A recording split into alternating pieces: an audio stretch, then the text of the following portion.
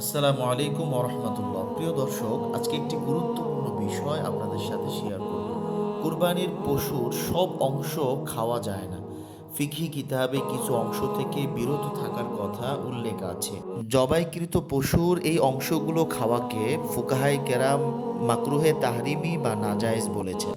কুরবানির সময় অনেকেই না জেনে এসব অংশ রান্না করে ফেলেন বা এগুলো গোশতের সাথে মিশিয়ে ফেলেন।